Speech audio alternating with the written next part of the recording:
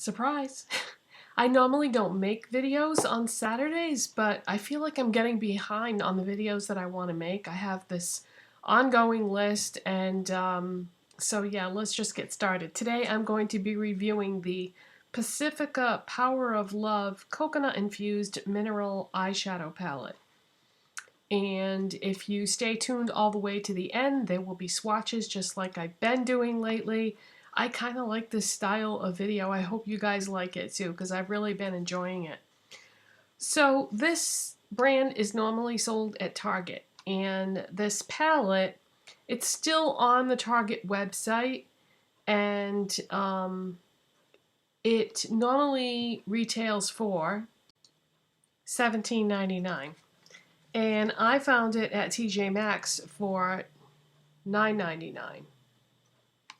So I saved $8 by buying it there. I don't think it's available in Target stores anymore. I did see it on their website though when I was trying to find out what the actual retail price was, because I noticed that when TJ Maxx puts these stickers on here, usually what they write as the original price is not correct. They're usually off by a few dollars. So, because they have down that it was $16 originally, and it was definitely $17.99 because I saw it on the Target website. Anyway, I saved $8 by buying it at TJ Maxx. I had never tried Pacifica before, and I was always kind of curious about it, but whenever I saw it at Target, I always felt like it was a little expensive for Target. You know, I mean, I know Target does have some brands that are a little more expensive, but if I'm going to a store like that, I'm going there because I don't want to spend a lot of money. But anyway, so what I feel is good and bad about this palette: the packaging is very pretty, but it's very bulky. There's a lot of wasted space in there, but I do like the design of it. And within the product itself, it's 100% vegan, it's cruelty-free. That's always a good thing. And it says a portion of the proceeds support clean water, and they encourage people to recycle this cardboard when they, instead of throwing it in the trash, which is nice. This is what is inside the cardboard. It is a very small palette. Like I mentioned when I did my haul video, there is hardly any product in here. It is 0.2 ounces, which is 2/10 of an ounce. That's really, really tiny. And again, the packaging is really pretty, nice design. And this would be recyclable when you finish it, or if you finish it, I should say. The eyeshadow pans are really tiny, you guys. If you didn't have a huge collection and you wanted to use this frequently, you would use up the pans very quickly, especially if there was one in particular that you really liked and you kept going for that.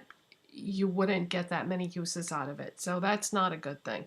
I like that it's very light, and it would be good for traveling. And yeah, but those pans are really tiny. Now, as far as the eyeshadows themselves go, most of them are not very pigmented, and you will see that when you see the swatches at the end of the video. The only eyeshadow in this whole palette that performed like a normal eyeshadow to me was this one right here, which is a really pretty taupey shade, I would say. And I feel like it's pretty neutral. It looks like it's got some finely milled gold shimmer in it, but the base color itself is sort of cool. So when you combine the gold shimmer with the cooler taupe, it balances out to be a neutral that could be used a lot of different ways. For my look today, what I did was I used this shade right here as my brow bone highlight and an inner corner highlight, and that's like a peachy shade. And then I took this plummy color and put that on my lids, and it wasn't really wasn't really very complimentary on me because it really brought out like the redness in my skin. So what I did was I took that taupey shade and I put it over the plum. Then I put just the taupey shade in the crease. So that's why it looks like I'm wearing two different eyeshadows for the look, because one is layered over the plum and the other one is just layered over my Urban Decay Anti-Aging Primer Potion. So that's what I did for the look. And I am happy with the finished look, but these eyeshadows are very powdery, you guys. I had no choice but to use my Pixi Glow Mist when I was done, just to take down that powdery look of the eyeshadows. And I don't mind doing that, but I would really prefer not to, because it's just that one extra step, and there's always the chance that, you know, it could give you a little bit of irritation for one reason or another. Maybe your eyes were really sensitive that day. So I prefer not to have to do that for those reasons. But I had no choice. I had to use that, otherwise it looked really powdery. But the finished look I am very happy with. But the eyeshadows, for the most part, are just not very pigmented. I have fair, light skin, and if I couldn't get these eyeshadows to show up when I was doing the swatches, if I couldn't get them to show up on my fair skin, then not that many people would really be able to use these very easily. So for me, I would say this is a fail. And I am so glad that I did not buy this at Target for $17.99. I don't feel like it's worth it. And as far as whether or not it's worth it to pick it up at TJ Maxx, even for $10, I feel like there are better palettes on the market for $10. But anyways, you know, they can't all be winners, so I don't think I would buy any more Pacifica eyeshadows. It's too bad because the potential is there.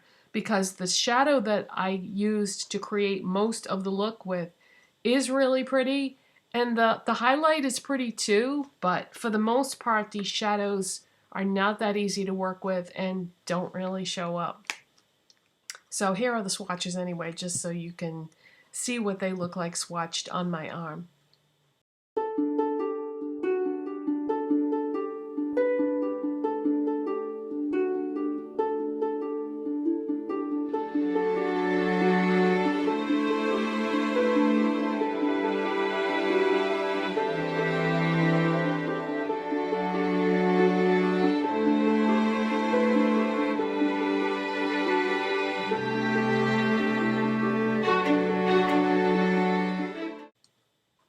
So that is it, you guys. Thank you so much for watching and subscribing, and I will see you next time. Bye.